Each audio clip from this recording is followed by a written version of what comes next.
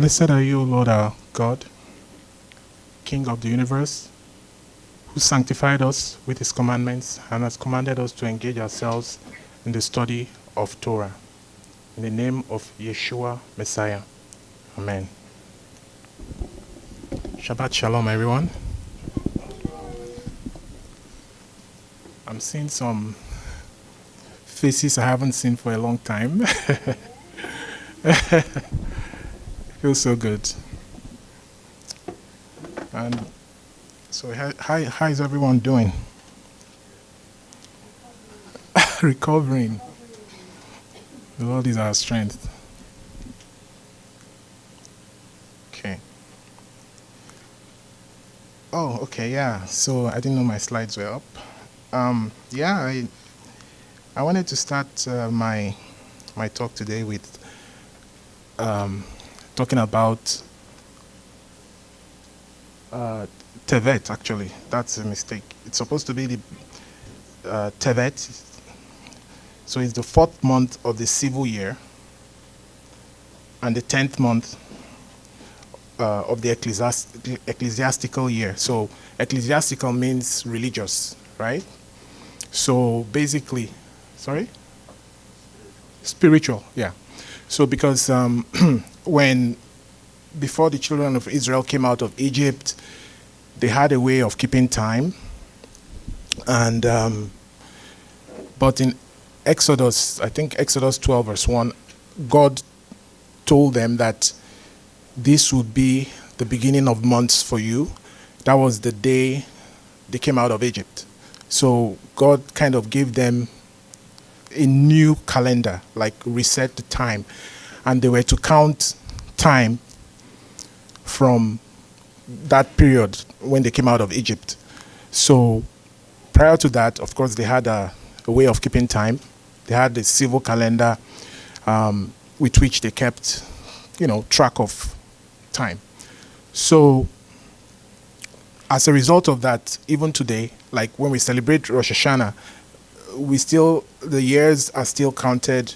Like when we get to every Rosh Hashanah, we get to the end of the civil year and we get into the new year. So like, for example, we are currently in 5784 and we started counting 5784 on Rosh Hashanah, right? So that's the civil year. But the religious year or the ecclesiastical year starts with the month of Nisan.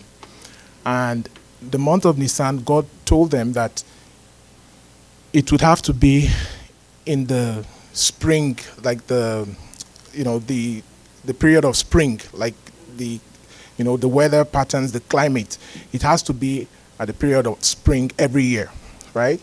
So as a result, they had to do some calculations to ensure that Passover has to always be at the time of spring.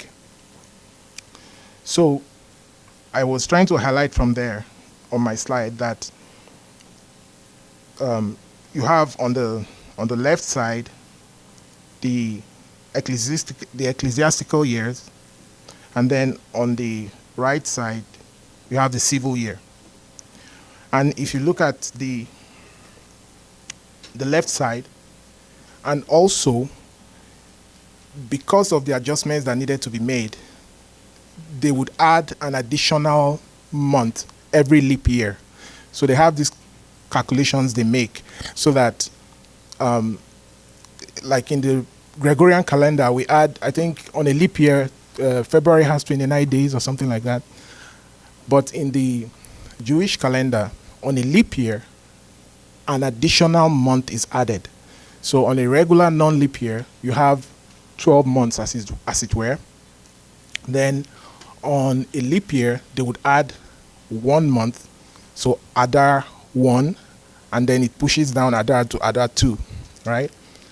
And Purim is usually in the month of Adar, and I believe when it's like 5784, the current year we're in is a leap year. So we'll have Adar 1 and Adar 2.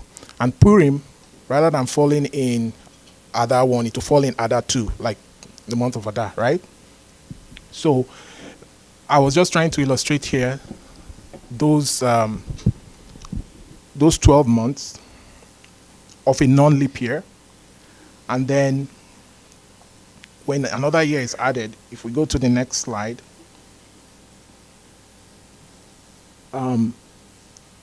so on a leap year, you can see that Adar 1 comes in, and the months are 13 in number. So that's the change that happens on a leap year. And it's interesting that the current year we're in is a leap year. So the month of Tevet is the 4th month of the civil year, and it usually falls around November, December, this time of the year. It follows Kislev, and it precedes Shevat, and it's a month of 29 days. And Tevet usually occurs in December to January on the Gregorian calendar.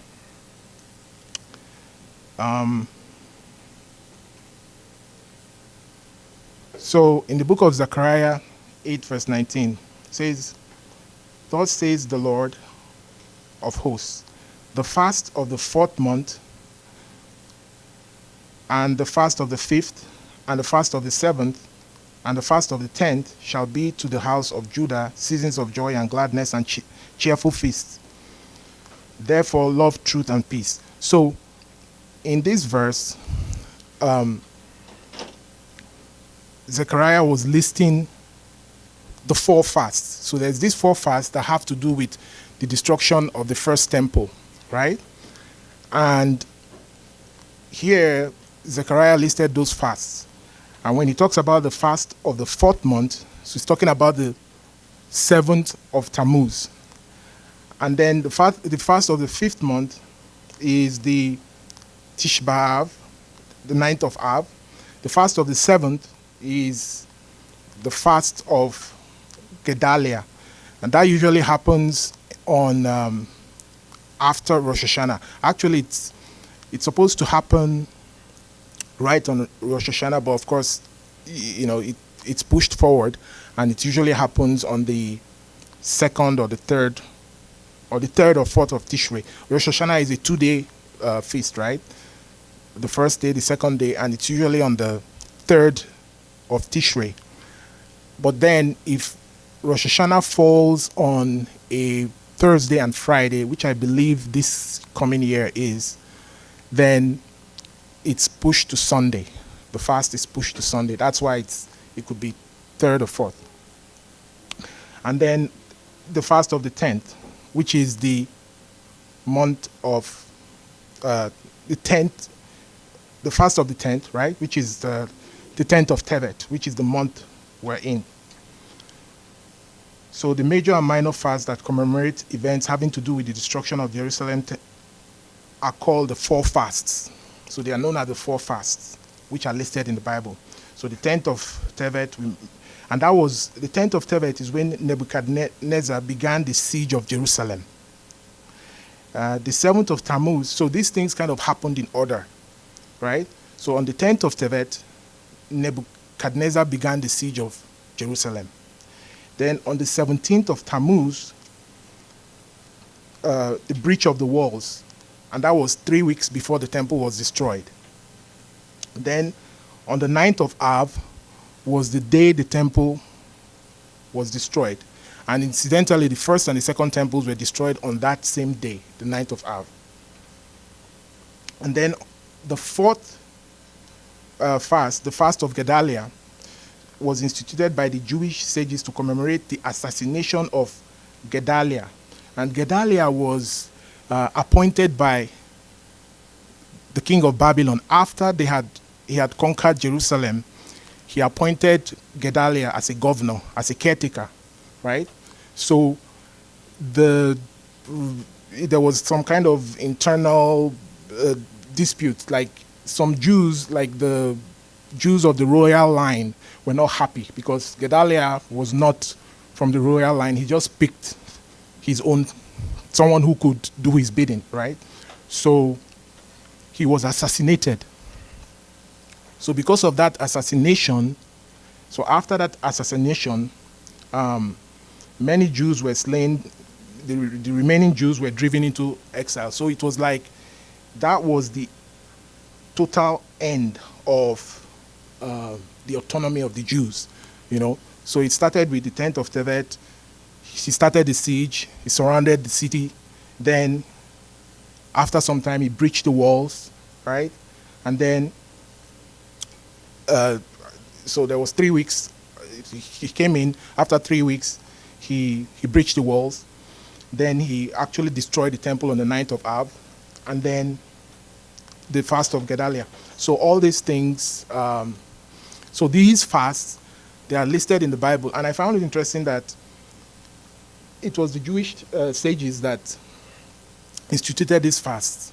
And yet we have them listed in the Bible.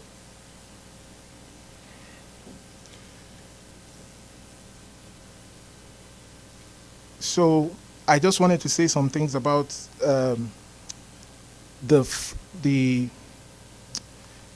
full fasts. So there are different kinds of fasts in Judaism. A Jewish full fast lasts from sunset to darkness of the following night. So, for example, the fasts of Yom Kippur, right? When it's Yom Kippur, the fast begins from sunset until after sunset the following day, right? So it's like it's the 25-hour fast, right? So that's a full fast. So there's two full fasts. One is on Yom Kippur. The other is on Tish B'Av, which is the day the temple was destroyed. So these are some of the things that are usually not done during the full fast. You may not wash your body. You may not wear leather shoes or use colognes or oils or perfumes, and not have sexual relations. Minor fasts, on the other hand, are observed from dawn to nightfall without any additional restrictions. And there are 4 public minor fasts: the fast of Gedaliah, the 10th of Tevet, fast of Esther, 17th of Tammuz. So there are a bunch of other fasts, right? But fasting is something that is very, is something that comes very personal. I've had terrible personal experiences with fasting. So that's one of the reasons why this topic of fasting and how it's done interests me. I remember I used to, at one time I used to attend the Chabad, they used to have like a Bible study session. And so the rabbi was teaching, and he just said, there's 4 fasts, in the Bible that are listed in the Bible. He mentioned the 4 fasts. And I was like, so are we not supposed to, like, I had no clue about the fact that there was fasting talked about in the Bible. And when he mentioned it, that there are 4 fasts that are mentioned in the Bible, it really touched me, because I had this terrible experience fasting, because I belong to a denomination where they would routinely declare fasts, where they would say, okay, we're fasting for the next 100 days, right? And it was just arbitrary, it was just, we're fasting because it's a new year, or for whatever reason. So there was a 100-day fast that I participated in, and I was 17 at the time, and with very little guidance. And at that time, I was working on my my final thesis.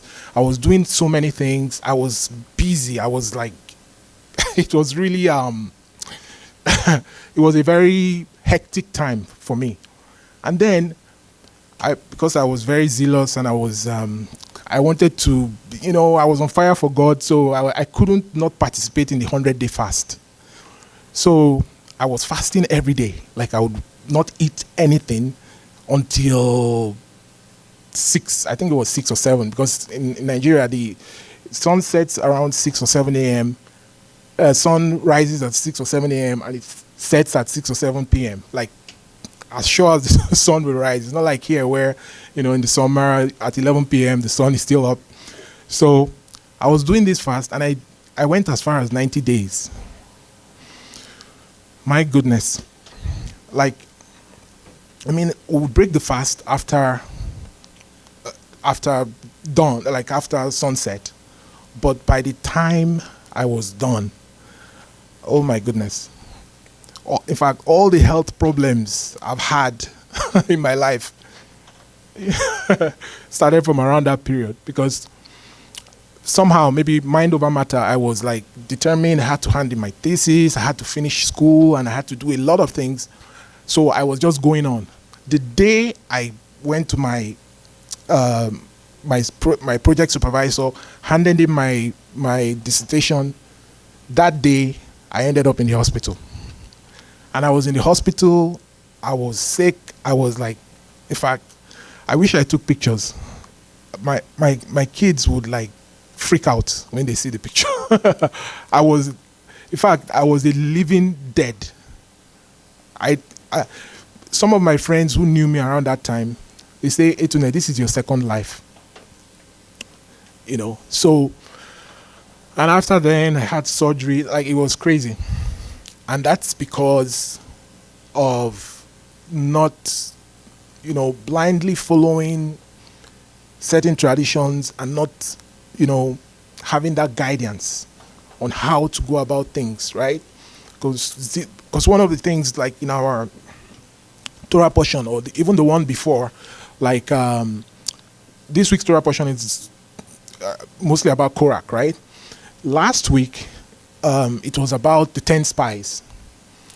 And one of the things that happened in the story was that, they came back, they were afraid of going to take the land, right? Joshua and Caleb said, let's go, there will be bread for us. And they were scared, they were lacking faith, they were lacking courage, right? And then God now made the decree and said, look, you guys have not believed in me, so you are not going to go into the land, right? You're going to die in the wilderness, you're going to wander for 40 years. That whole generation that didn't believe in me, you're going to, be wiped away. So after that decree had been made, the people now turned around and said, sorry, we made a mistake. Let's now, we're going to go now. We're going to go after we're going to fight now. We're ready to fight. And Moses told them and said, look, it's too late. The decree has already been made. You're not going to succeed. They said, we're ready now. We have changed, and they went and they were going to fight. And of course, they did not succeed, right? So that was zeal. Zeal a lot of times, sometimes is when you see in some situations where zeal is just being demonstrated, it could sometimes be a cover-up for, not having that faith and courage to do what God said, and trying to make up, for that failure to trust in God, and to do things to make up for deficiency or a failure. Okay? So the month of Tevet is the only month that begins in the middle of a holiday. And the root of the month is Tov, good, right? So the month usually begins during Hanukkah, right? And of course, Hanukkah, the light of Hanukkah is a positive light, right? But it's full of challenges, usually. Tragedy struck 3 times in the month of Tevet, as described in the Selikot prayers, recited during the fast of the 10th of Tevet. And Selikot are prayers for forgiveness that the Jews usually pray. Like even in the time of the high holidays, we have the Selikot prayers. We say the Selikot prayers, right? So there are a bunch of prayers that Jews pray during the high holidays and during fasting. So in those Selichot prayers, it was mentioned that I recall the distress that befell me. With 3 blows he struck me in this month, referring to the month of Tevet, right? The most familiar of these tragedies, these 3 calamities or blows that happened in the month of Tevet, is the siege of Jerusalem, right? That's the one that is most commonly known, widely known, right? In the book of Ezekiel, it says, and the word of the Lord came to me in the 9th year, in the 10th month, on the 10th of the month, saying, Son of man, write the name of the day, this very day, the king of Babylon has laid siege to Jerusalem this very day. So one of the reasons I'm taking time to explain about the months and just give you some biblical literacy.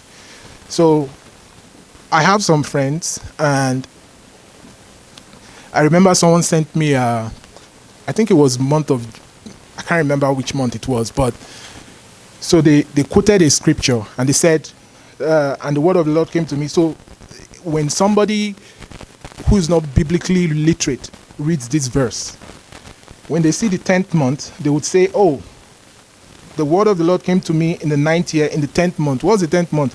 January, February, March, April, May, June, July, August, September, October, right? So straight away it's like, okay, it was in October, right? But when the biblical months are different from the Gregorian calendar months. So it's important to know that when the Bible talks about months in the Bible, it's not talking about our Gregorian calendar months. It's talking about the biblical months, right? And that's why it's important that we know the biblical months. So when he talks about the 10th month, you can see it's the month of Tevet.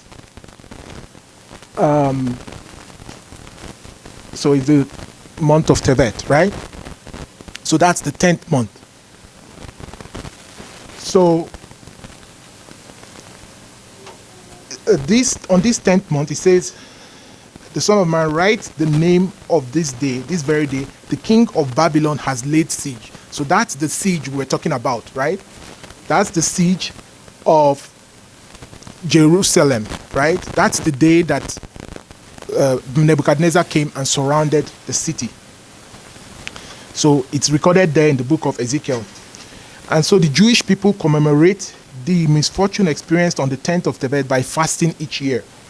On the 10th of Tevet, the king of Nebuchadnezzar began the siege, which led to the fall of the city and the destruction of the first temple. The fasting of the 10th of Tevet is to commemorate the troubles of that event by fasting on the 10th of Tevet and praying that the temple be rebuilt. So that's the first calamity. The second one and the third one, interestingly, that's mentioned in the Shulchan Aruch, it says, the 8th of Tevet was the day that the Torah was translated into Greek. Right? So you know the story of the Septuagint. I can hardly pronounce it. How do you pronounce it? Did I pronounce it right? Septuagint. Okay, Septuagint. Yeah. So the Septuagint, the 8th of Tevet, according to the Shulchan Aruch, was the day that the Bible was translated into Greek, right? And it was on the orders of King Ptolemy, right? The king of Egypt. And the sages say that the world was plunged into spiritual darkness. The sages say that the day that the Torah was translated into Greek was as bad as the day Israel worshipped the golden calf. And why should it be so terrible that the Torah, was translated from the original language, Hebrew? Like, millions are studying the Torah in their own language today. What could be wrong with that? So, one problem is that without an effort to have the knowledge of the Hebrew language, we are missing so much, and there is a lot of room for misunderstanding because there is so much depth in the original Hebrew language. So the day the Torah was translated from Hebrew to Greek, according to the Shulchan Aruch, it was on the 8th of Tevet. And the sages say that was a very dark day. So there are problems with Greek wisdom, which the Greeks tried to impose on the Jewish people. Like, we just celebrated Hanukkah. And what was Hanukkah all about? It was about the Greeks who were trying to impose their thinking and their wisdom on the Jewish people. Because in the Greek wisdom, it usually emphasizes only things that can be proven and things that can be seen on the surface level, right? And in the golden calf, one of the problems, so because they compare that translation from the Hebrew to Greek, they say it's like, it's like the sin of the golden calf. And the reason is because they say that lack of spiritual sophistication, when the children of Israel, they made the golden calf and they said, oh, let's make a feast to God, right? To Adonai. They couldn't handle the fact that, we're serving a God that cannot be seen, a God that cannot be held, a God that, is beyond any physical, that doesn't have any form or structure, right? So they had to create this material image that they could hold on to, they could see, they could feel, they could touch, right? Did you have something to say? Sorry? Yeah, go ahead. I'll be interested to hear your thoughts. All right.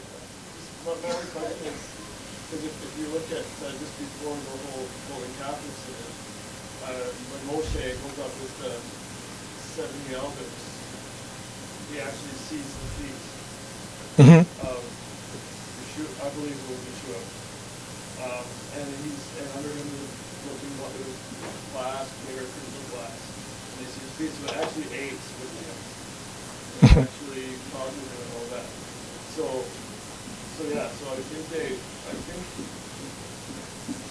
think that there was a different reason why they created the golden calf. Not because they needed something to feel in touch, because they would have heard from Moshe. Moshe's gone so long, they're wondering what happened to Moshe because he's a leader. Mm-hmm. Now they need to create another leader, and we're used to the Greek, the Egyptian gods. Yes. So, they needed a mediator. They needed a mediator, right? Yeah. But that's why it wasn't so much that I don't think that they already had this idea that the Lord also has feast and all that. They just, so anyhow. That's all. Okay. My piece. So yeah, I mean that's an interesting thought, because in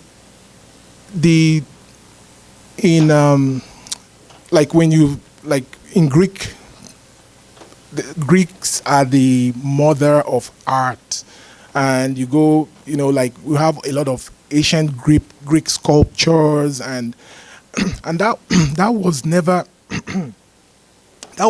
the philosophy of Judaism, right?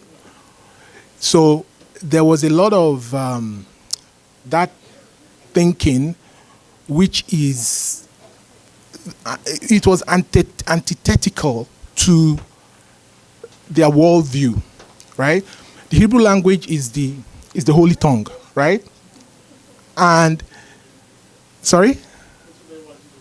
Yeah, so it's the holy tongue, and when you translate from the holy tongue, you lose a lot, right?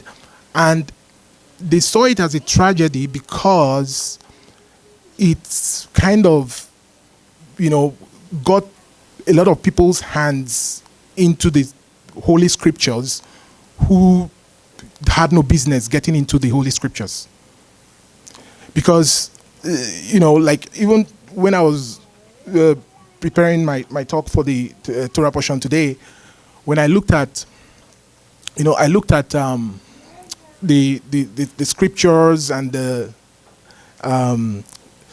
chapters and the verses. If you read the the Torah portion, today's Torah portion in a Jewish Bible, the verses are like completely off, right?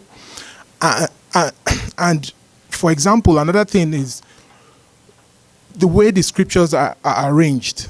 Like, giving an example, if you look at the Bible, like, it blew me away when I realized that Malachi wasn't actually the last book of the Tanakh, right?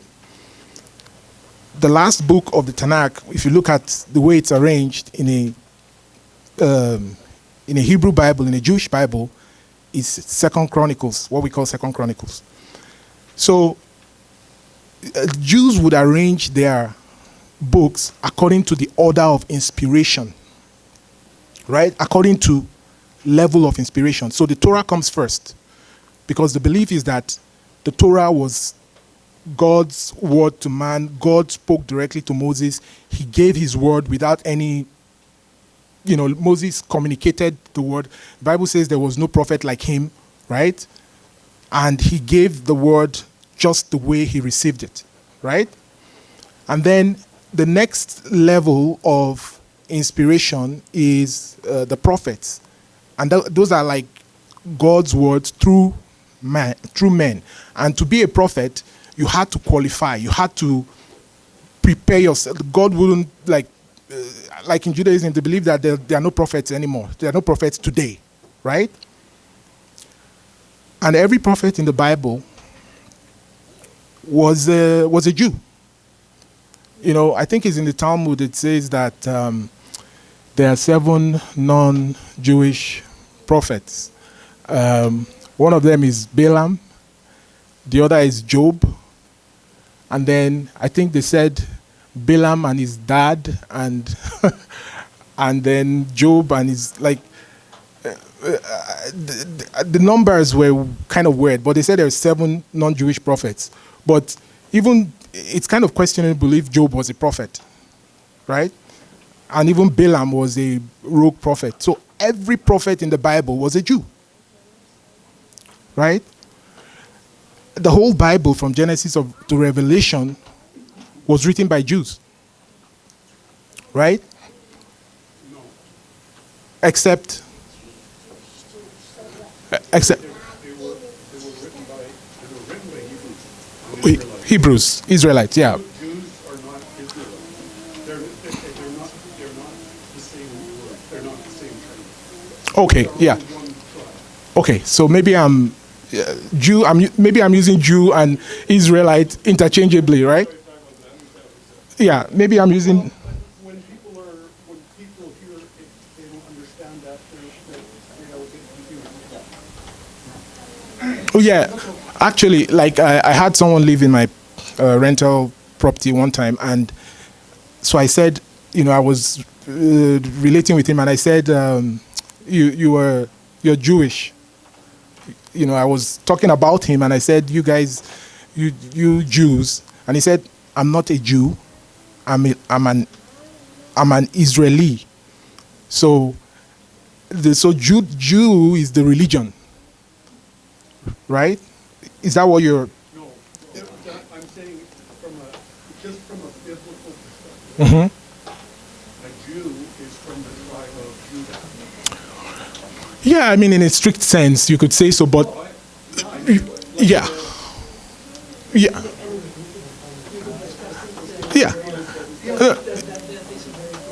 Yeah, that's a correct view. Like, it's just like referring to the whole Tanakh as Torah, right? It's kind of loosely using the term where you could say the whole Jewish people, or so when you say Jew, you could be very specific to say, okay, it's the people of the tribe of Judah, or you could be using it loosely to refer to the whole 12 tribes, right? Okay. So moving on, regardless, the truth of the Torah remains with the Jewish people. And a lot of blood has been spilled through the centuries because of this tragedy, the Jewish poet Chaim Nakambailik wrote that reading the Bible in a translation is like kissing your new bride through a veil. So on the 9th of Tevet, Ezra and Nehemiah passed away, right? That's the, I think that's also from the Selikot prayers, yes.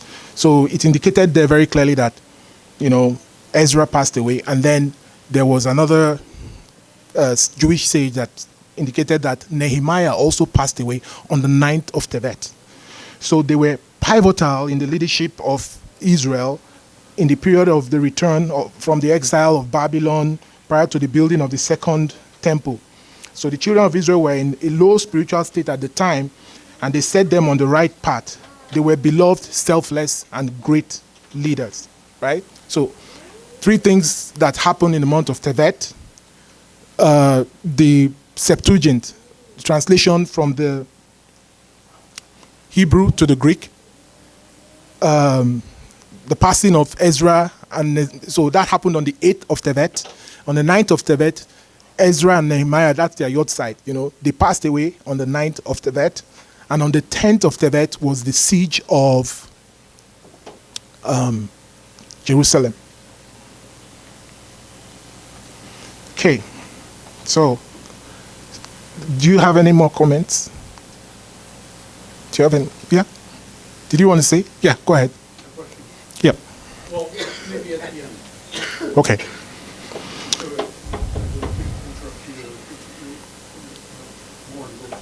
Yeah, doesn't matter. But it doesn't matter. I don't have to finish my slides.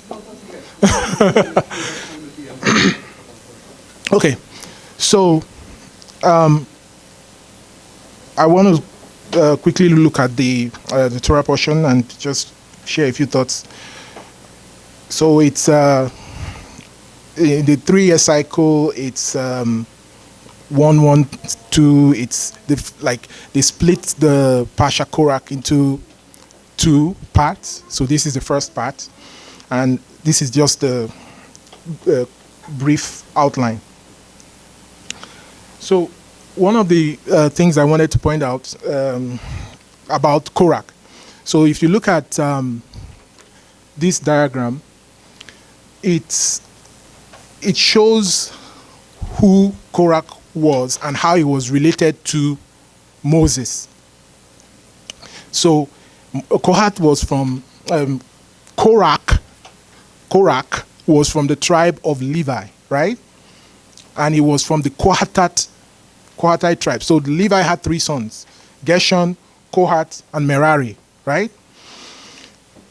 Gershon was the firstborn, and through the lineage of Gershon, you had Amram, and through Amram you had Aaron, Miriam, and Moses, right? And the priesthood was with Aaron, right? And Moses, of course, was the was the leader, like it was the king, if you would say, right? Was the leader of the people at that time before they began to have kings. Now Kohath was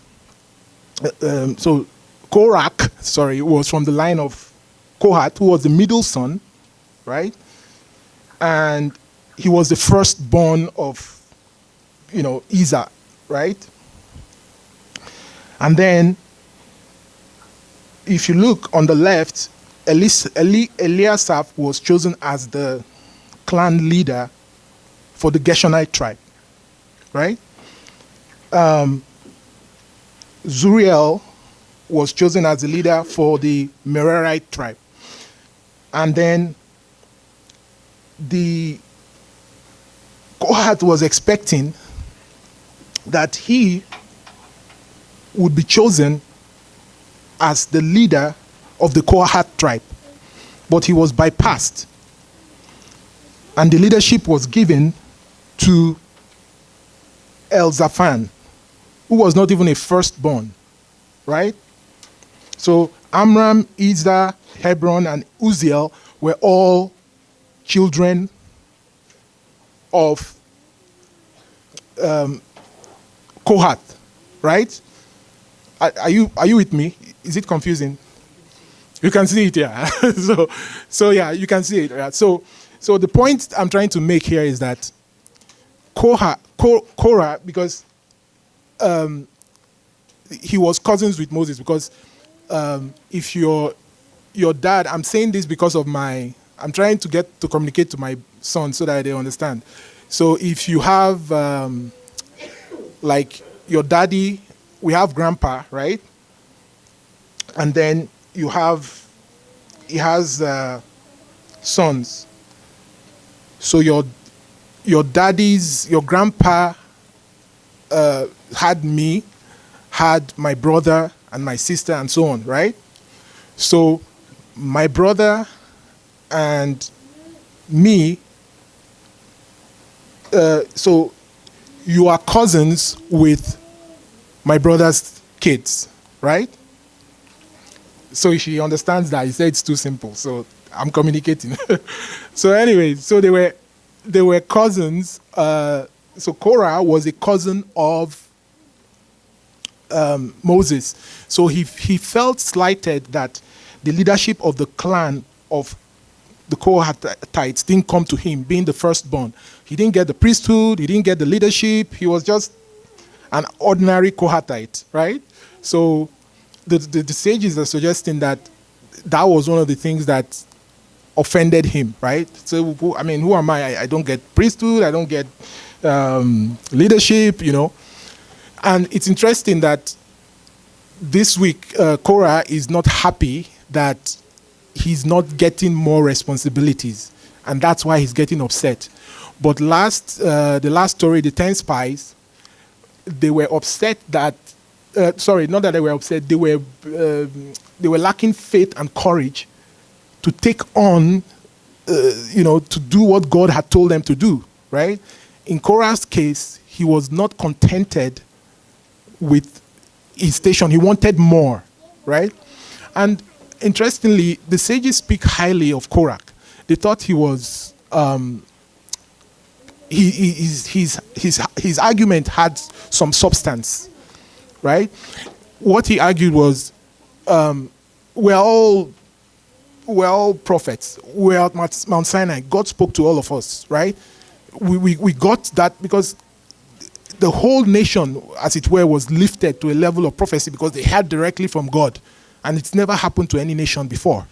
So Korach's argument was, look, we're a nation of prophets. God elevated every one of us. We could hear directly from God. So why are you elevating yourself over the people and, making yourself, I don't really believe that some of the things you're saying, I don't think it's God that's telling you to do. You're just doing it. And it was kind of over-realized eschatology for Korah, because Bible says that in the future, in the Olam Haba, right, in the world to come, that we will not need anyone to tell us, know the Lord, for we will know him, right? So he was thinking of that time when, we're all elevated to prophecy, so we don't need anybody over us telling us, what to do and all that. So, and as we read further in the Torah portion, we see that he actually wanted the priesthood for himself. So his motives, his argument was spot on. He had some good points, but his motives were not pure.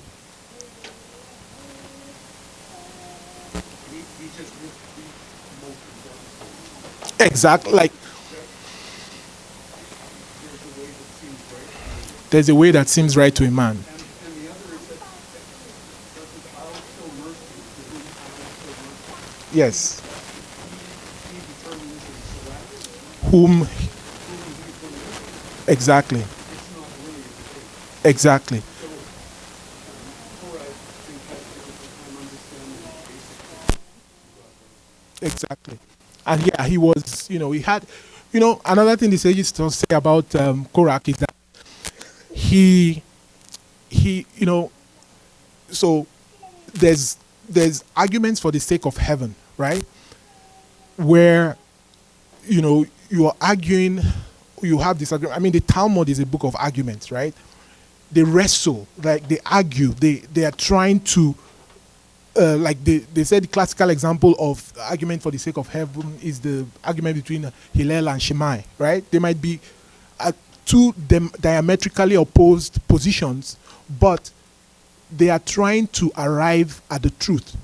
So it's not about you winning the argument or the other person winning the argument. It's about truth winning the argument, as in at the end of the day, you gain more clarity from the arguments, right? Because in Judaism, they don't have a pope, they don't have a bishop, right? So they wrestle with the scriptures, and that's just the nature of their of the way God made it. And that's something that, going back to the tragedy of the translation of the scriptures, to Greek, it's a different mentality in the Greek philosophy, right? Where it's like you have to prove everything. Everything is like, the Greeks gave us science, right? More or less, like they are the logical thinkers. Things have to be in order. Like reading the Bible, you're like, oh, it has to be this chapter after this chapter. There's no systematic theology.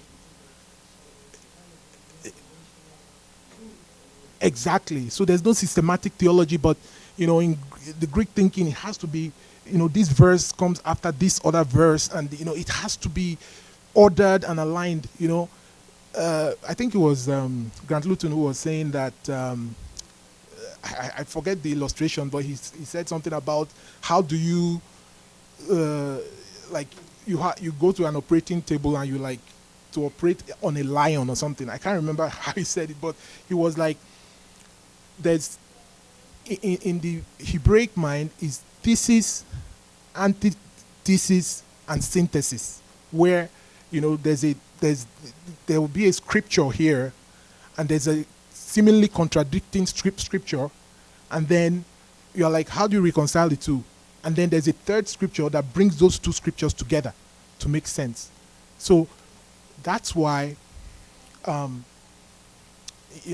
them it was a terrible tragedy for the scriptures to be translated, because you lose the mentality. Because I can imagine in my language, there's so many parables, there's so many nuances, there's so many.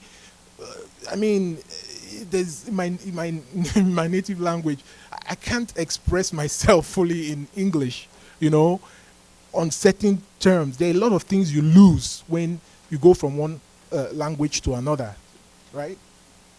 So,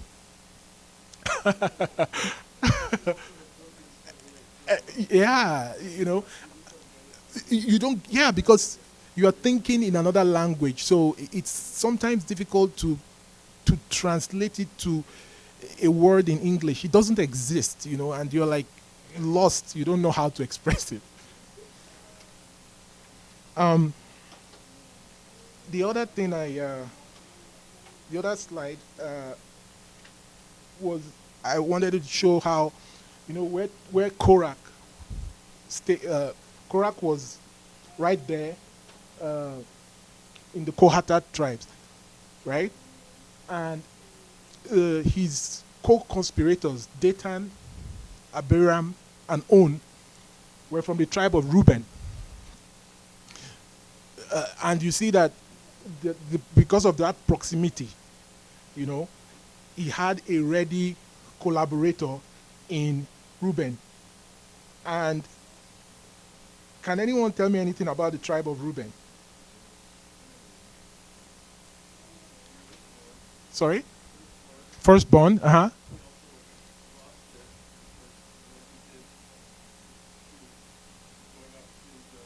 the bed of Jacob.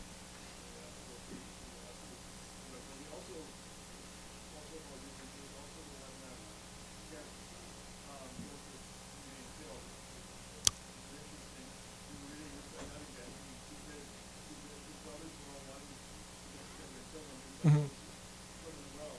Mm-hmm. He was going to go back later and get him out. Of course, the brothers, one of them decided, let's go my way, so let's just sell it this way. So they ended up in Judah, he decided that. But they ended up in Egypt. So it's interesting that Egypt, even though we point that information out to them today, get the Mm-hmm. brothers because end up throwing Joseph in the well, and Joseph ended up dying. Yeah. So, so, so Reuben, you said lost his place because of the sin of going up to his father's bed, whatever that means, and um, he had the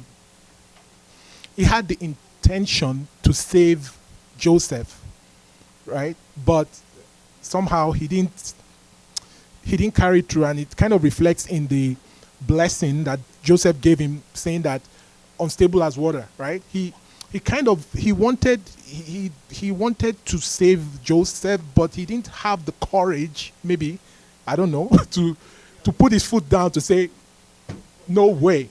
One against 11, right? One against 10. Right? Because he's got to be smart about it. Right? He was trying to do it in a way so that he could sneakily get him away without them going after him too. So he was also afraid this might be on the else as well. Yeah, I'm looking at Reuben in retrospect, that like you could look at the story and say, okay, yeah, when you read the story, it's like, yeah, he was trying to be, like you said, smart about it and everything. But when I look at what Jacob said about him, then I'm looking back at that story again with another pair of glasses, and I'm like, he could have, if he knew, I think one of the sages say that if Reuben knew that this story would be recorded in the Torah for all time, for all eternity, if he had that knowledge that that event will be recorded, would he have been more decisive about saving Joseph? Maybe. But then the question is, Joseph's supposed to end up in Egypt. Yeah. So that's the interplay of God's divine providence. E- Exactly. So that's God's divine providence. That interplay that is, and that's, you just struck another chord about this Greek thinking, because we have the Calvinists up in arms against the what's the other one? The Armenians, right? So is it predestination? God knows, or is it the Armenian? That is because we're trying to, that's Greek thinking where it has to be one or the other. You see, in Judaism, there's that divide is not there. That's why the rabbi will always say, "You are right. You're also right," because there's a third truth that ties both together. So that conflict between Calvin and what's his name, and the Armenians would probably not be there if they had that Jewish mindset. Thank you for if they had that Jewish mindset, that conflict. Because if you are in traditional Christianity, if you are a Calvinist, oh my goodness, you're a heretic as far as the Armenian is concerned. And if you're an Armenian, you're a heretic as far as the Calvinist is concerned. You see, but in Judaism, you can come under the same umbrella and still be at loggerheads, right? But you can still embrace as with the knowledge that you are both in pursuit of the truth, right? Because one of the things the sages say is that the arguments between Hillel and Shammai, they were diametrically opposed on almost everything, right? So, for example, in the lighting of the Hanukkah candles, do you start from the left to the right or the right to the left? So, our divorce, right?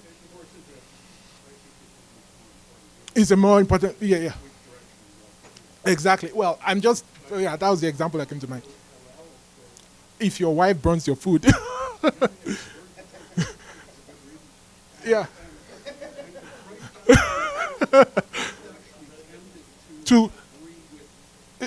with Shammai. Yeah, yes, mostly with Hillel, but not on everything.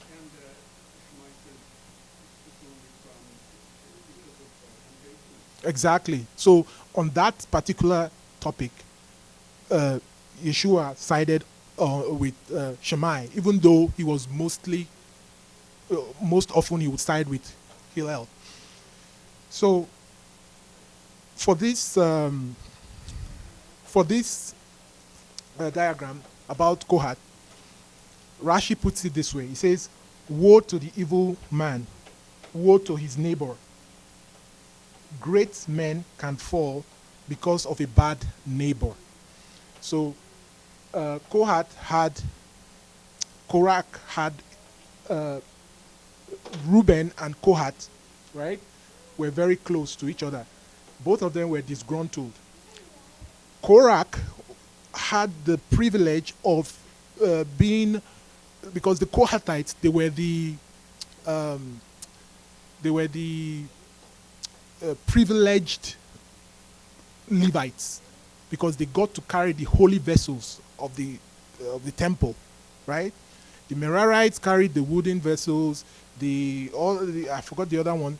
They carried the curtains and other things. But the Kohatites were the ones who carried the holy vessels of the temple. So it was a very privileged position to be in. But it wasn't enough for Kohat.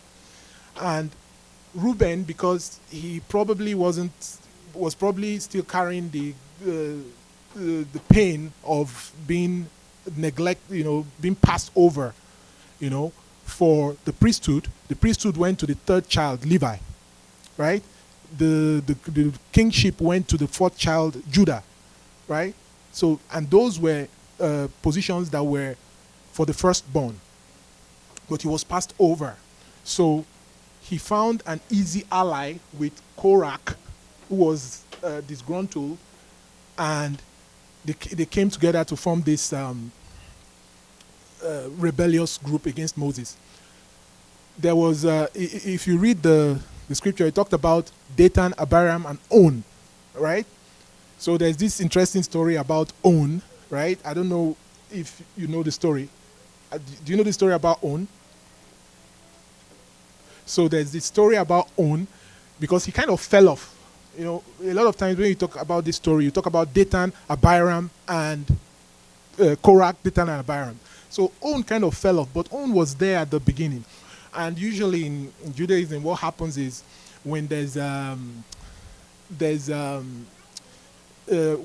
there's something in the Pashat, in the plain meaning of the scriptures, that is obscure, and there's no explanation, they come up with this midrash, right? They come up with this story, interesting story, to feel like the rest of the story, like they fill in with a very interesting story about what happened, right? And the midrash sometimes is not to be taken literally. Sometimes the stories are true. Sometimes the stories are just to teach a lesson, and that's why they are called the midrash, because to drash is to teach, right? So the story about On is that he was he was with the rebellious group, and then his wife kept talking to him and said, "Hey, what are you doing? Like, why are you following these guys? And what's there in it for you? Korach, at the end of the day, if he succeeds, he becomes the priest. And where do you stand? What's in it for you, right?" And then there's this story about how she disguised herself, and when the guys would come to have a meeting with On, he would tell them that On was not available or something like that. Kind of shielded her husband, and that way she had him, through her influence. On dropped out of the rebellion, right? And on the other hand, there's a story about Korach, is that his wife was goading him on, keep going, and of course it led to his eventual downfall. So I mean, I wanted to. I've kind of spoken about most of what I wanted to talk about, and of course, the story of First Samuel was the half Torah portion was the story about Nahash, the Ammonite who went up to the people of Jabesh Gilead, which was the territory in Israel, and he wanted to. He told, he said that they should make a treaty with him. He was a wicked person, uh, and they agreed on the condition that he thrust out their right eyes. You know that he would gouge out, they would gouge out their right eyes. So basically, he wanted to take over. And then Saul, the first king, he responded, freed them. So the interesting verse there that stood out to me was when after Saul had rescued the people of Jabesh Gilead, the people said to Samuel, "Who is he that shall that said shall Saul reign over us?" You know, because in the story of the rebellion of Korah, it was Korah was rebelling, but here the people turned against the rebels. You know, they said, who was saying that Saul shouldn't reign over us? Because Saul had rescued them from the hands of Nahash, who wanted to destroy them. And in the book of Jude, it talks about the rebellion of Korah. And of course, when you read Jude, it's almost, the connection is obvious that Jude was thinking of Korah and the rebellion in the book of Numbers. So, to summarize, the dangers of jealousy and rebellion. Korah, the Levite, led a rebellion against Moses and Aaron, challenging their leadership and the granting of the priesthood to Aaron. The rebellion ended in disaster, with Korah and his followers being swallowed up by the earth. And the power of speech. Korah's rebellion was fueled by his words, which he used to incite others against Moses and Aaron. This teaches us that the importance of using our words wisely, avoiding gossip and slander, and the importance of humility. Moses' response to Korah's rebellion was to fall on his face and pray for the people. This teaches us the importance of humility and the need to put the needs of others before our own. And of course, the importance of thanksgiving and contentment with our lot in life.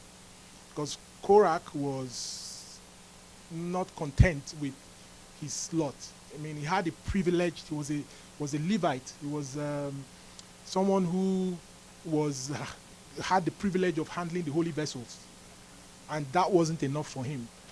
You know, he was comparing himself with Aaron, with Moses. I don't think Korah knew how reluctant Moses was. Like, you know, I think the sages say that argument he had with God when God was calling him to go to rescue the children of Israel, I think it happened for it wasn't just one day. It was like a week or something, if I recall. Like he was just not willing to accept the responsibility. So I'm not sure Korah knew about that encounter that Moses had and how unwilling he was. There was one thing I wanted to talk about before I wrap it up. So, a Jewish view about hell. And I got this from Chabad.org.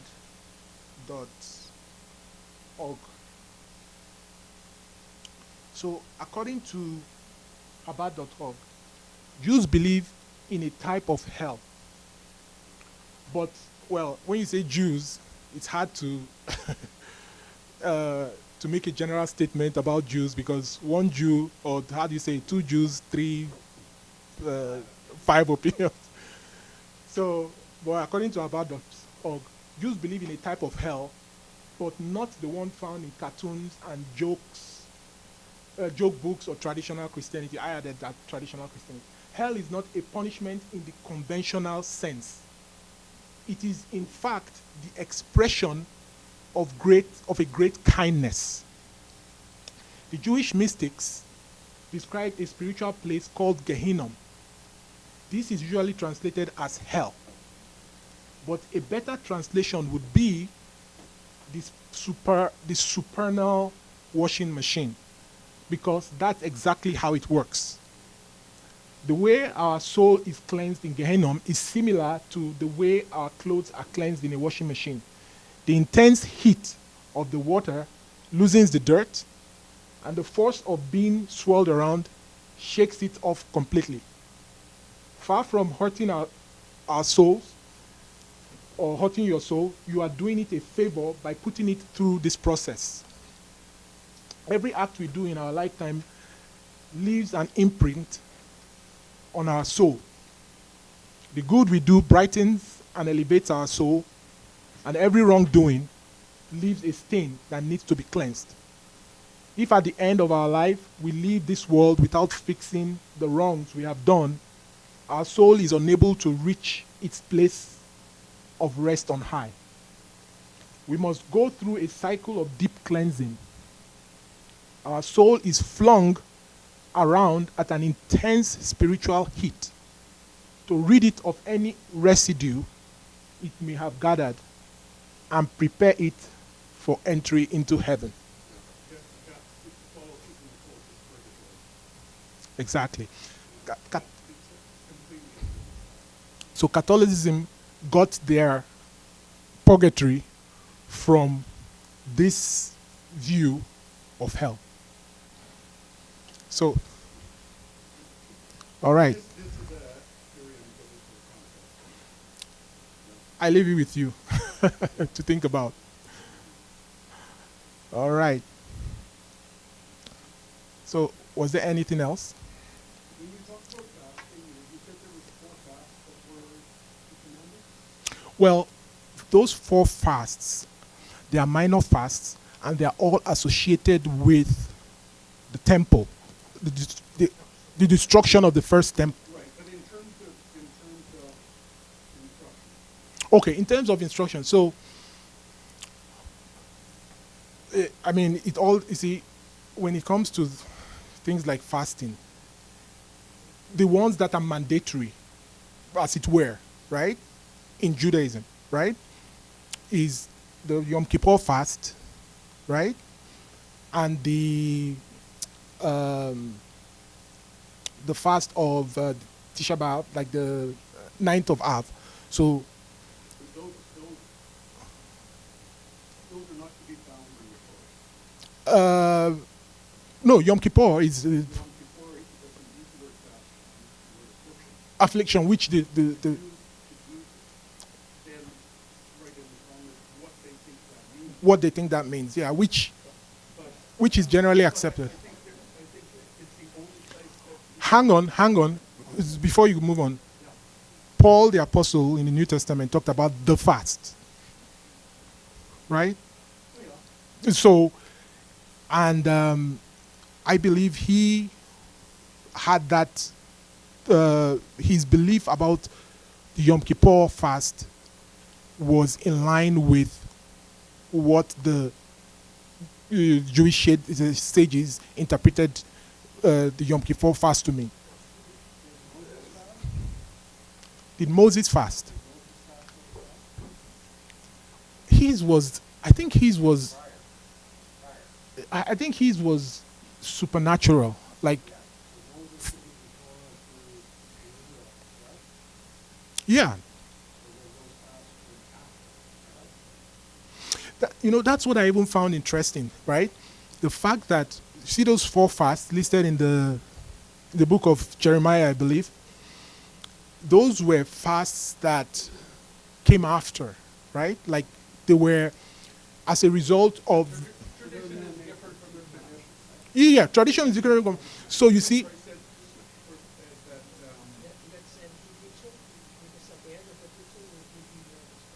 that yeah, okay. Okay. So yeah, that's that's the teaching. I hope somebody learned something new and something challenging. Yeah. I just wanted us to also mention your last part there of Numbers, where it does talk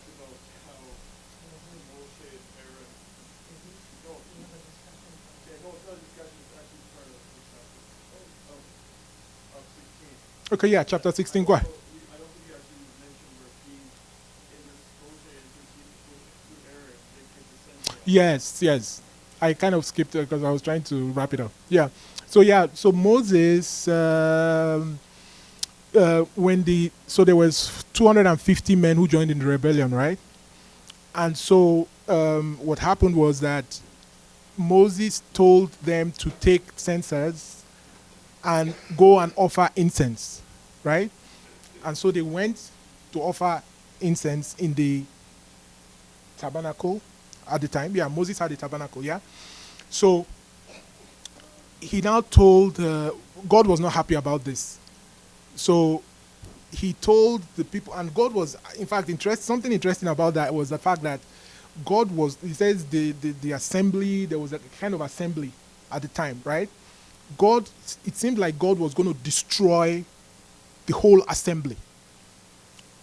And then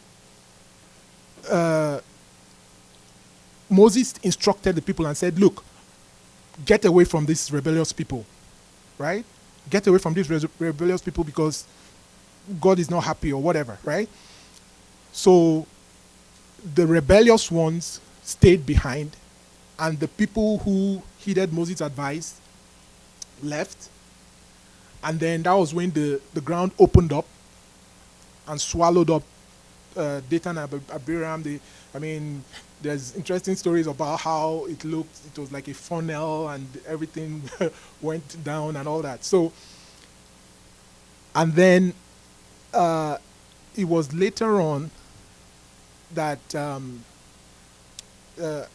so they said the 250 people, then it was later on that even after that happened, 250 people were destroyed, right? Then he had to tell them to bring rods. So, but something happened again. In spite of Moses' prayer, right, there was a plague that broke out and people started dying, right? And about 14,700 people were killed in that plague, right? And then Moses told Aaron to get a censer and to run and stand between the living and the dead, because people were dropping like flies. And before Aaron could get to them, about 14,700 had already passed on. So then Aaron came with the censer and the plague stopped. So Aaron was came like a mediator to save the people from the plague that was going on. So that's what you were alluding to, yeah. So yeah, that was part of the story. I kind of skipped it because I was trying to to wrap it up, but I think it's really important that we talk about that. And of course, when the ground opened up and swallowed up Korah, another interesting thing that happened is that in the book of Psalms, we read about the sons of Korah, right? And it appears that some of his sons, maybe at that time when Moses said, separate yourselves from these wicked people, it appears that some of his biological sons separated themselves from the rebellious crowd. So when the ground opened up and swallowed up Korah and the rebellious people who remained behind, some of those his sons were saved, and we have their songs in the Psalms. So it's a great lesson there that if your parents or your ancestors were like maybe idol worshippers or following, going against God or rebelling against God, because Korah's rebellion crossed the line of just being a rebellion against Moses. It was a rebellion against God, and that was why God came in and began to exact instant judgment. So Korah's sons extricated themselves from the rebellious folks, and they were saved, and eventually gave us the book of the Psalms of the sons of Korah. which is very encouraging for some of us who have ancestors who were idol worshippers, and we know that we can make the decision to go on a different path and begin to build generational blessings for our children. Because what are we enjoying today? We are, with all of us, we go back and claim to be the sons of Abraham, right? Abraham was going to be a blessing to the whole world, and on the merit of Abraham, right? We still go all the way back to Abraham to claim his merit, right? So we could, we could change the trajectory of our descendants, even if we came from a background that was not God fearing. We can start the new generation of God fearing people, which will go on. And it says, for 1,000 generations of those that love me, but for the ones that do not, it's for the third and fourth generation, right? So for the evil generation, God says that He will hold them accountable. He will hold the children accountable for the third and up to the third and fourth generation. And even then, one explanation I heard about that third and fourth generation is, if a person belongs to a lineage that's wicked, if the person continues in the wickedness of his ancestors, God gives the opportunity, because God is always looking for repentance. So when you come from a line of ancestors who were rebellious towards God or wicked towards God, one way or the other, if you continue to follow that line, God will give that opportunity for you to do teshuva, right? You will face those challenges that they faced, right? And with the intention, God is watching for you to overcome, to reverse those transgressions that your ancestors indulged in. But you'll be faced with the test, the same test, just like Isaac was faced with the test that Abraham, almost identical. So in the evil way as well, you'll be faced with those identical tests, but you have the choice of continuing on the way of your ancestors, or reversing it. And once that reversal takes place, then it starts counting for good.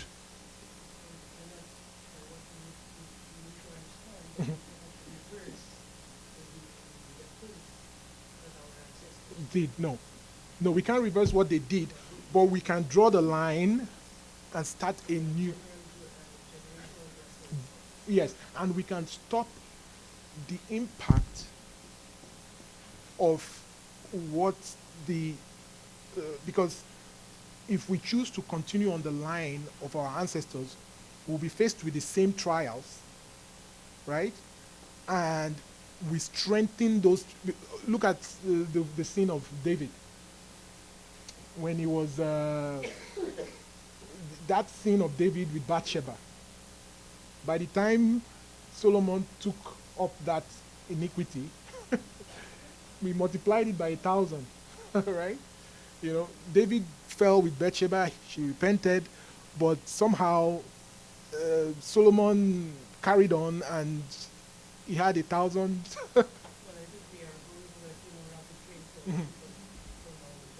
Yeah. So, all right. Shabbat Shalom.